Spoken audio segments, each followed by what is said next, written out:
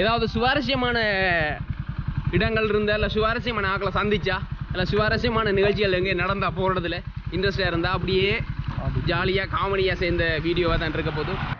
ரொக்ஷன் வந்துருக்கிறார் என்னோட, அதாவது ரொக்ஷன் இல்லை ரொக்ஸ் பிளாக் சேனல் வச்சுக்கார். இவர்கிட்ட பேர் ஆரூர். அது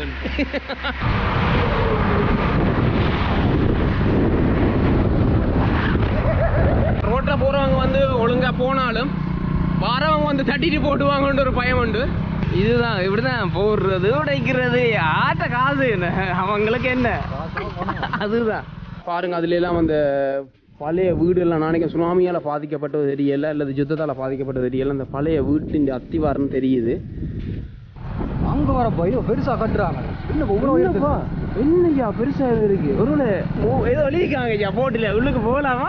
26ஆம் தேதி 12ஆம் மாதம் 2004ஆம் ஆண்டு தாளையடியில் நடந்த இதில் இறந்தவற்ற பேர் விவரம் தான் இதில் போட்டிருக்கு. அவையின் நினைவு தூவி தான் இந்த இது.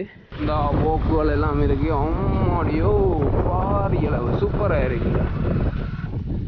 ஸோ அப்போ வந்ததுக்கு ஒரு குளியல் ஒன்று போட்டாச்சு. ஆர்வம் நானும் குளியல் வீடியோ வராது. அப்புறம் எங்களுக்கு ஓவர் வியூ வந்து கூடிடும். மில்லியன் கணக்கில் வியூஸ் போயிடும். எப்படி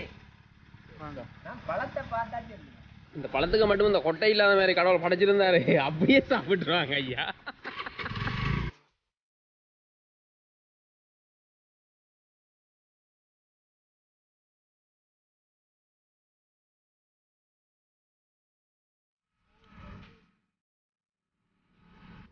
இடத்துக்கு போகணும் புதுக்காட்டு சந்தி.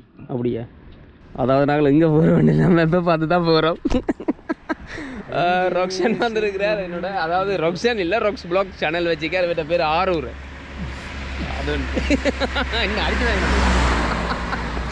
சரியா? இப்போ என்னென்னா நாங்கள் வந்திருக்கிறது ஆரூரை தான் கூட்டிகிட்டு போகிறார். எனக்கு இந்த இடம் தெரியலை, அவருக்கு இடம் தெரியலை. ஏதோ மேப்பை பார்த்து போகிறோம், நம்பி கூகுள் மேப்பை நம்பி போகிறோம். எங்கே கொண்டே விடுது தெரியலை, பார்ப்போம். ஆனால் இன்றைக்கு போகிற இடம் சுவாரஸ்யமாக இருக்கும்.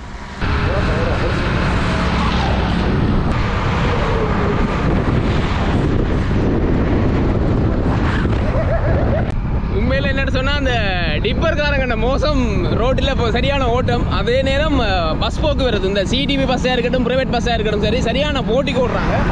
எந்த பாருங்க இன்னொரு டிப்பர் வரான் பாருங்க. அதாவது இந்த பகல் நேரத்தில் ஓடுற டிப்பர்காரங்கண்ட போக்குவரத்தை குறைச்சா நல்ல மட்டும் தான் தோணுது.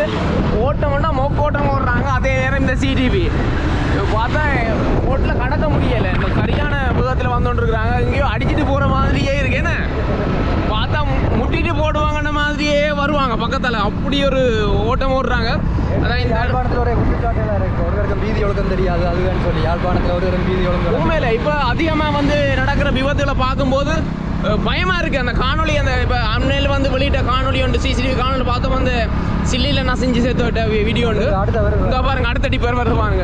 எங்கே பார்த்தாலும் கடகடன்னு ஒரு நிமிஷத்துக்குள்ள ஒரு நாங்கள் இருக்கும் 5 டிப்பரையாவது காணலாம். என்ன டிப்பராக போய் கொண்டு நிற்கிது. அதுவும் பகல் வேலையில் டிப்பர் போகிறது வந்து இப்படி மோட்டர் பைக்கில் போகிறாங்களும் சரியான இடைஞ்சலாக இருக்குமே, பயமாக இருக்குமே. பக்கத்தில் வராங்க, சத்தம் இல்லாமல் வருது. கடக்கும் போது தான் சரியான சத்தமாக இருக்குது, பயமாக இருக்குது. அது நன்மை காலத்தில் வந்த விபத்தில் பார்க்கும்போதும் சரி, இனி இப்படியான விபத்தில் பார்க்கல சரியான பயமாக இருக்குது. ஏன்னு சொன்னால் ரோட்டில் போகிறவங்க வந்து ஒழுங்காக போனாலும் வரவங்க வந்து தட்டிட்டு போட்டுவாங்கன்ற ஒரு பயம் உண்டு. எங்களோட பயணம் இது இப்படியே தொடருது. இந்த காணொலியை இந்த விஷயத்தை வந்து பதிவு செய்யணும்னு ஆசைப்பட்டேன். அதை நான் சொல்கிறேன். தொடர்ந்து பயணிப்போம் வாங்க. ஹாய், இது எந்த இடம் வந்து இது நான் போகிற இடம்? புதுக்காட்டு சந்தியால் திரும்பி தாளையடி நோக்கி போய்க்கணும். நல்லா இருக்குது பாருங்கள். இந்த ஆலமரம் எல்லாம் அப்படியே நிற்கிது. புதுக்காட்டு சந்தி இங்கே குளம் என்ன? தாமரை குளம்.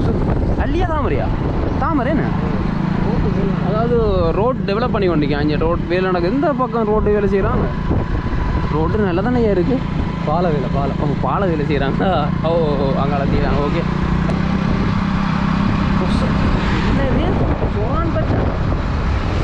கிளிநொச்சி மாவட்டத்துக்கு வந்துட்டேன். கிளிநொச்சி மாவட்டத்துக்கியா? இது பல கிளிநொச்சி பழகிங்க. பாருங்க இந்த வீடு எப்படி அந்த தென்னை தோப்புக்குள்ளே வீடு கட்டிக்காங்க. ஜாலியாக இருக்குய்யா. உண்மையில் ஃபுல்லாக தென்னந்தோப்பு கட்டிக்காங்க. நான் இந்த இடத்துக்கு புதுசாக போய் கொண்டிருக்கேன். அதாவது இந்த இடத்துக்கு நான் புதுசு. ஆரூர் வந்து இந்த இடத்துக்கு முதல் முறை வாரேன். இந்த பாருங்கள் நிற்கணும் வழியில். இதையும் பார்த்து பார்த்து போகணும். ஒரு நாளும் கேள்விப்பட்டதில்லை தாளையாடி பீச்சு. நானும் வீடியோவிலேயே பெருசாக பார்த்ததில்லை. அநேகமாக இங்கே தான் நாங்கள் புதுசாக போய் பார்க்குறோம். பாவம் எப்படி இருக்கண்டு வா. இந்த பாருங்க இந்தியாவில் ஏரியாவெல்லாம் எனக்கு தெரியலை இந்த ஏரியா என்ன இடம்னு சொல்லி. இது பாருங்க தென்னந்தோப்பு எல்லாம் நல்லா இப்போ தான் புதுசாக வச்சுக்காம போட்டேன் இந்த ஏரியாவில். ஃபுல்லாகவே இவ்வளோ வளம் இருக்குன்னு பாருங்க. காணியால் ஒரே தென்னை வளம். தென்னை வளம் தான் அதிகம். எல்லா காணியையும் பாருங்க இந்த சைட் ஃபுல்லாகவே எல்லாம் தென்னந்தோப்பு தான். பல வந்து தென்னைக்கு தான் ஃபேமஸ்ன்னு சொல்லி நான் கேள்விப்பட்டிருக்கேன். ஆனால் இங்கே பழைய சுற்றி வர இவ்வளவு பகுதிகளுக்குள்ள இருக்கு மட்டும் தான் ஆயிடுவாங்க எல்லாமே. ஃபுல்லாக தென்னந்தோப்பு தான் பாருங்க. இந்த தென்னந்தோப்பு அங்கே இருந்து வருது எவ்வளோ நீட்டு கண்டு. அம்மா எவ்வளோ தென்னை நிற்கும் ஐயா. இந்த தென்னை தோப்பு இருக்கிறவங்க வந்து வேறு வேலை செய்ய தேவையில்லை. தென்னந்தோப்பை பராமரித்தாலே போதும். சூப்பராக இருக்குது. இந்த பாருங்க இதுதான் வாசலாக்கும் தென்னந்தோப்புக்கான. அப்படியில் ஒட்டுற மாதிரி பணம் பழத்துலேயும் தேங்காயிரம் ஸ்டிக்கர் ஒட்டி அனுப்பினாலே நம்மளுக்கு காணும். அதுதான் உண்மையில எங்கட இப்போ தான் வாழைப்பழம் ஏற்றுமதி செய்கிறாங்க.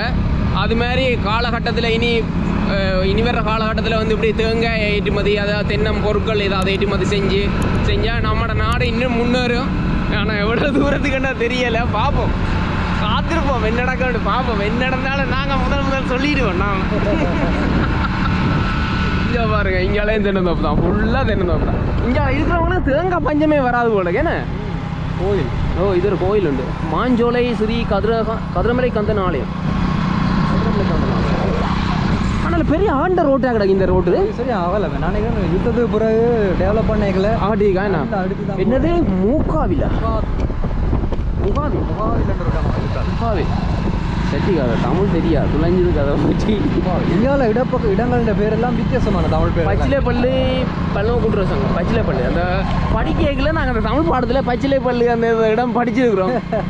அந்த என்ன அந்த இலக்கணங்கள் ஏதோ பள்ளி இலக்கணங்கள் என்னோட படிக்க அப்படி தானே. திருமூலற்ற இது திருமந்திரம் இல்லையா தமிழ் சிலபஸ்ல ஏதோ வருது பச்சிலைப்பள்ளி. ஆனால் என்னென்னு தெரியல. மறந்தாயிட்டு. யாவருக்குமா முறைவருக்கு ஒரு பச்சிலை என்று இதில் வருது. இது தமிழ் பாட சிலபஸ்லேயும் வருது ஐயா. இது தமிழ் பாட சிலபஸ்லேயும் வந்துச்சு. ஏலவில் இருக்கு மறந்தாச்சு எல்லாம்.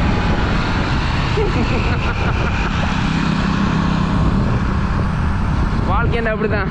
புது இடத்துக்கு போகணும், புது இடங்களை பார்க்கணும், அனுபவிக்கணும். ஒரு பழைய ஒரு போட் ஒன்று இருக்கு பாருங்க. எங்கே இருக்கு? ஓ மேனா அதில் யா இந்தியாவில் பாலங்கள் டெவலப் பண்ணுறாங்க. இந்தியாவில் வந்து ஏதோ கட்டியிருக்கான். இன்னைக்கு அது பெயிண்ட் எல்லாம் அடிச்சுக்கான். அநேகமாக இது பழைய ஆக்கள் அந்த காலத்துக்கு இருக்குமா? போகலாமா நம்பி? ஆஹா 2004 என்ன ஒன்றும் விளங்கியல்ல. புதிய சூழலை ஆஹா ஒன்றும் விளங்கியல்ல. இது என்ன போட்டுன்னு தெரியும். ஆனால் இது வந்து பழைய காலத்தான் என்று தான் தெரியுது. தெரியலை. யுத்தத்துக்கு முற்பட்ட காலத்தின் தான் இருக்கலாம். பெயிண்டில் ஒட்டி இருக்கபடியே ஒன்றும் தெரியலை. பெயிண்ட் அழிக்கிறாங்க அதெல்லாம் ஒன்றும் தெரியலை. அங்கே அப்படியே பயணிப்போம்.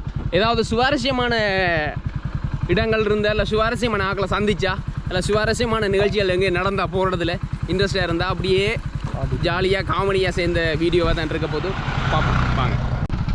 இது நமக்கு முக்கியமான இங்கே பாருங்கள். இது தண்ணி போக் வந்து போகுது. எங்கே இருந்து போகுது தெரியலண்ணே. இது இரண்டமலையிலேருந்து போகுமா? இல்லையே போகாதானே. இது தெரியல. இதில் பாருங்கள் ஒரு சிவலிங்கம் வச்சுருக்காங்க. பார்த்துட்டு போகணும்னு நாங்கள் இறங்கினோம்.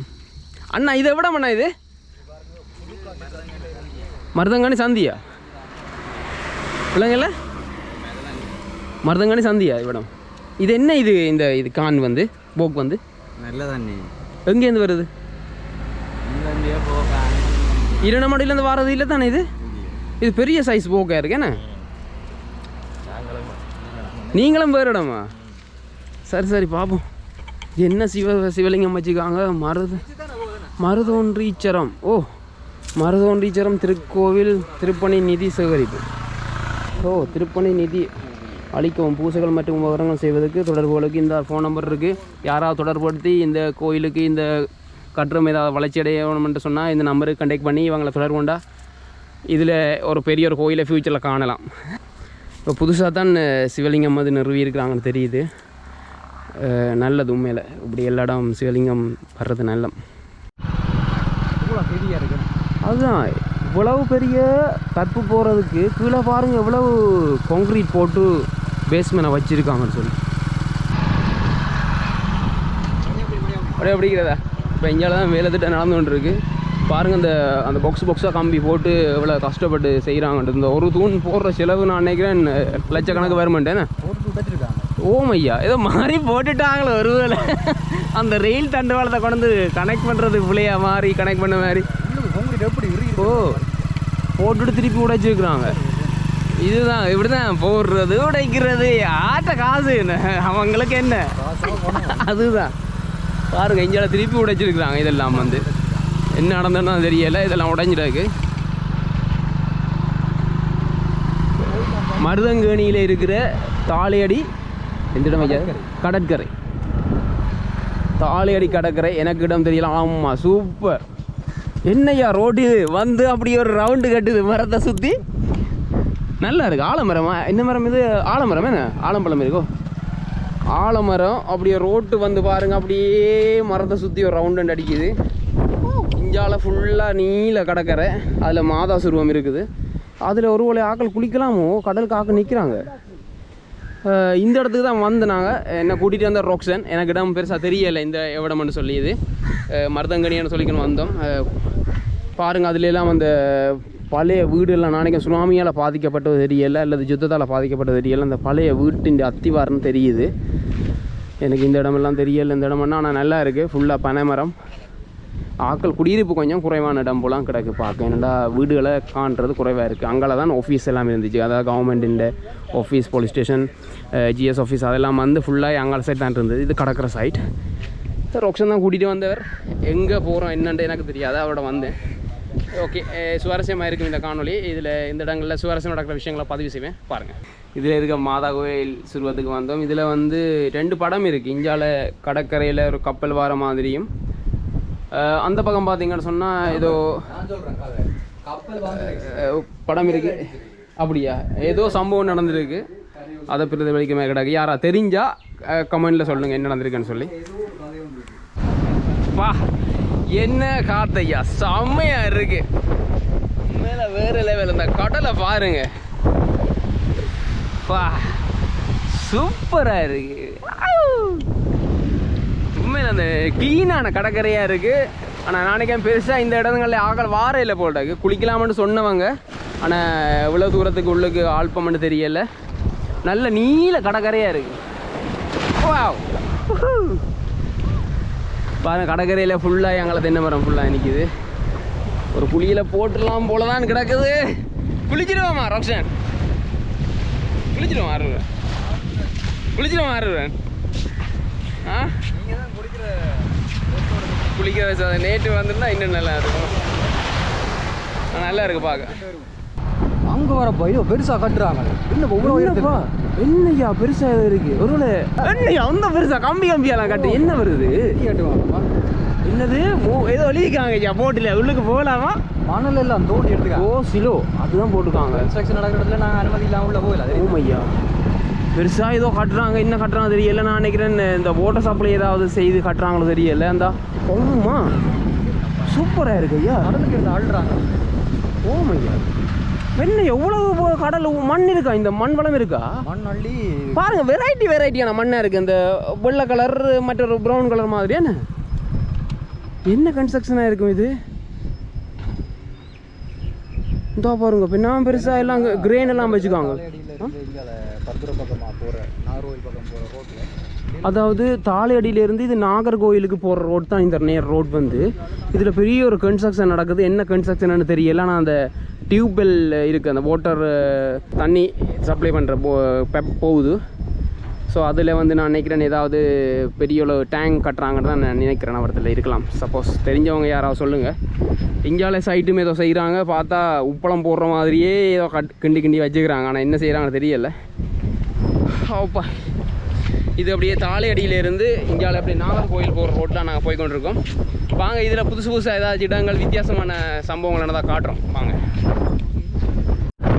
அதாவது நாங்கள் விசாரித்த இடத்துல இது வந்து பெரிய ஒரு கடல் நீரை எடுத்து உப்பு நீரை எடுத்து நன்னீராக்குற திட்டம் ஒன்று தான். இதில் பாரியளவான திட்டம் 5 வருஷத்துக்கு நடந்துகிட்ருக்காமே. இது வந்து 5 வருஷமாக இந்த பாரியமான திட்டம் நடந்துகிட்ருக்கான்.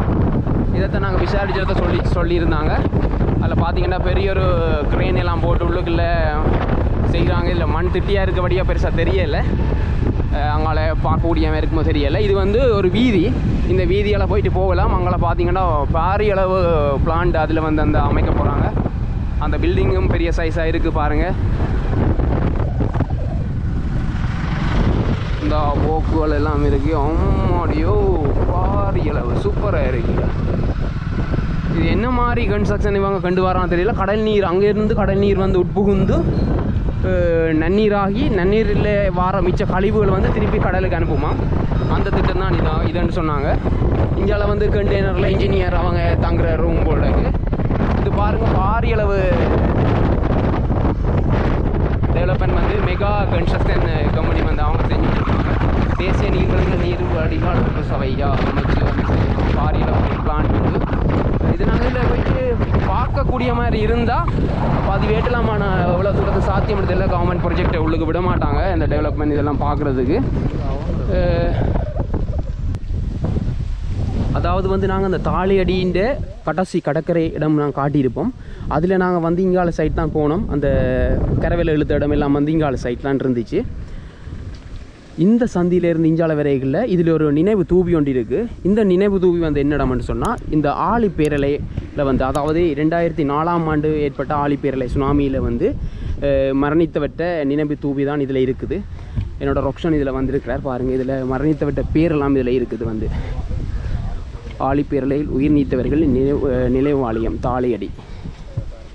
இந்த பாருங்கள், இதில் 26ஆம் தேதி 12ஆம் மாதம் 2004ஆம் ஆண்டு தாளியடியில் நடந்த இதில் இறந்தவற்ற பேர் விவரம் தான் இதில் போட்டிருக்கு. அவையின் நினைவு தூவி தான் இந்த இது.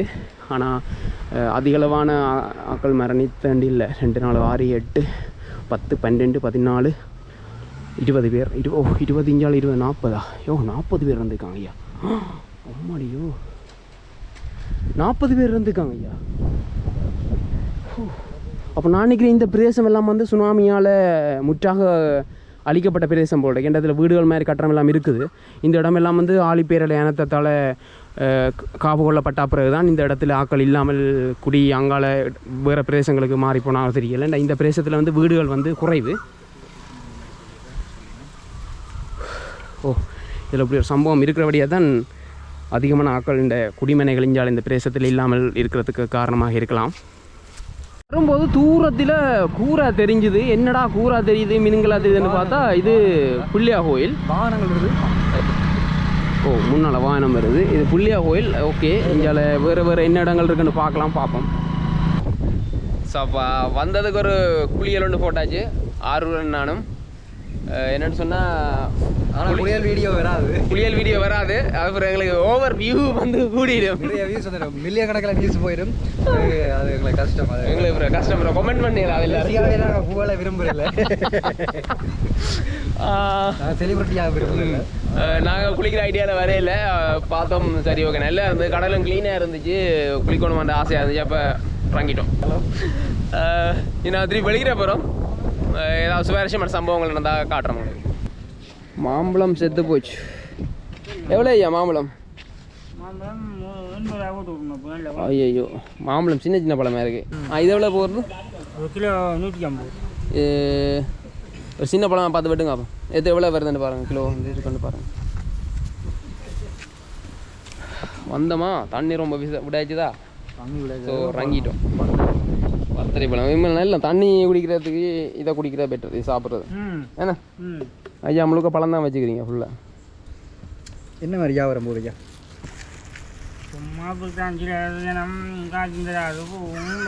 காசும் தராதா? என்ன சொல்கிறீங்க? கையாலையும் காசை வாங்கிட்டு உங்கள் ஒருவன் 300 வாங்கினவன் 3 மாதத்துக்கு பொருளாக கண்டேன். கையெல்லாம் வாங்கி யானும் வாங்க இல்லை. சுத்தம். சின்ன பழமாக பார்த்து நாங்கள் இப்பயே அப்படியே சாப்பிட போகிறோம். நிறுத்து பாருங்க. அதுதான் அப்படியா? என்னன்னு தெரியுது பார்க்க? என்னன்னு தெரியுது உங்களுக்கு? அதான் கூழாம்பழம் சொல்லக்கூடாது. இப்போ வெட்ட போகிறோம், சாப்பிட போகிறோம். அது என்னென்ன அனுபவம்? உங்களோட அனுபவத்தை சொல்லுங்கள். எப்படி வந்து இது நல்ல முத்தலன்னு சொல்கிறீங்க? இதுகள் வந்து தட்டை சத்தம் மட்டும் வித்தியாசம் அப்படியே ஒரு சத்தம் இல்லை பாருங்க. ஆர்டர் நறுக்கிறதுக்காண்டி ஷாப்பிங் பேக்கில் போட்டு ஆர்டரா நறுக்கிறதுக்கா 1 கிலோ 150 தானே? யாழ்ப்பாணத்தில் அந்த விலை போகுது 150 தான். ஓ இது யாழ்ப்பாணம் யாழ்ப்பாணமா? இது மருதங்கனி என்ன எவ்வளோ இருக்குய்யா? 2.9 3 கிலோ இருக்கு.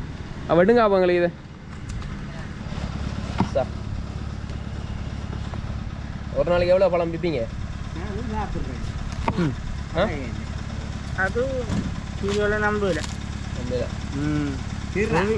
உறுதிப்படுத்தல. எப்படி நான் பழத்தை பார்த்தா சொல்லுங்க. எப்படி இருக்கு?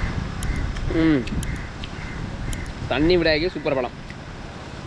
தாளையடி பீச்சில் குளிச்சுட்டு அப்படி எங்கேயால இப்போ பீச்சில் எங்கே கொஞ்சம் இருந்தாங்க எங்களை ஏனைன் ரோட்டுக்கு போகணும். இடையில ஒரு 500 பழக்கடை.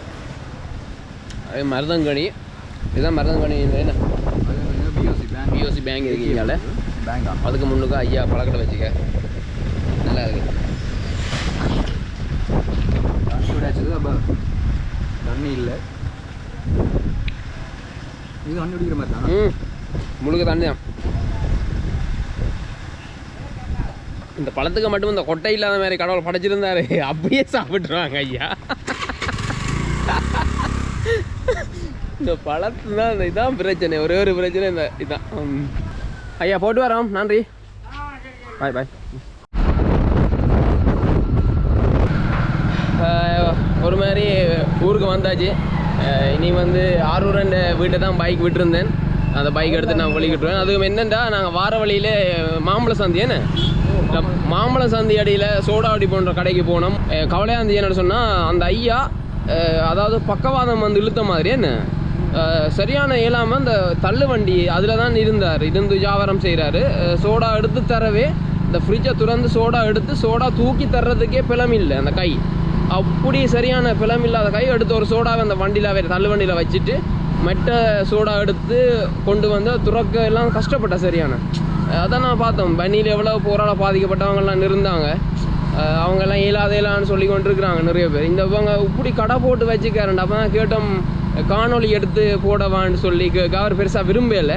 இல்லை உண்மையில் நான் அந்த அவரை எடுத்து வந்து போட்டிருந்தா அவரை பார்த்துட்டு எங்களாலேயும் வேறு யாக்களை செய்ய இயலாதண்ட இருக்கிறவங்கள ஏதாச்சும் முயற்சி பண்ணி ஒரு தொழில் ஒன்று செய்வாங்கன்னு தான் நான் கேட்டு அவரோட காணொலி எடுக்கலாம்னு கேட்க அவர் பெருசாக விரும்பலை. என்னென்னு சொன்னால் காணொலி எடுக்க விரும்பலை அவர். இப்போ வந்து தள்ளு வண்டியில் நான் என்னென்ன அவர் அந்த வாழ்க்கையை கொண்டு போகிறான்னு தெரியல. அவர் தான் கடையில் இருக்கிறார். புள்ளியல் பின்னேறம் போல் வரிவினம் என்று சொல்லி சொன்னார். பார்க்கும் கவலையாக இருந்துச்சு. மருதங்கனிக்கு போயிட்டு மருதங்கனியில் அங்கே தாளையடி எல்லாம் சுற்றி பார்த்துட்டு வந்தோம். போகிற வழியில் நடந்த சுவாரஸ்யமான சம்பவங்களை தான் இந்த காணொலியில் தரணும்னு ஆசைப்பட்டேன். ஸோ அதால் தான் போகிற இடங்களில் சின்ன சின்ன சுவாரஸ்யமான நடந்த சம்பவங்களை மட்டும் பதிவு செஞ்சு இந்த காணொலியில் தரக்கூடிய இருந்துச்சு. உண்மையில் நாங்கள் சில விஷயங்களை வந்து காமெடியெல்லாம் கதைச்சிருப்போம். பிடிக்காமல் இருந்தால் கமெண்ட்டில் சொல்லலாம், பிரச்சனை இல்லை. இது ஒரு வித்தியாசமாக ட்ரை பண்ணோம்னு சொன்னால் போகிற இடத்துல காணொலி எடுக்க போகிற இடத்துக்கு போகும்போது நடக்கிற சுவாரஸ்யமான சம்பவங்களை பதிவு செய்யணுமென்று தான் ஆசைப்பட்டோம். உண்மையில் நீங்கள் உங்களுக்கு இது மாதிரி காணொலி போடலாமா இல்லையான்னு நீங்கள் தான் சொல்லணும். கமெண்ட் பண்ணுங்கள் மறக்காமல். இது மாதிரி நல்ல நல்ல காணொலியை சந்திப்போம். மறக்காமல் புதுசாக வந்திருக்கவங்க எங்களோட சேனலுக்கு சப்ஸ்கிரைப் பண்ணுங்கள். இது மாதிரி நல்ல நல்ல காணொலியை சந்திப்போம். நன்றி, வணக்கம்.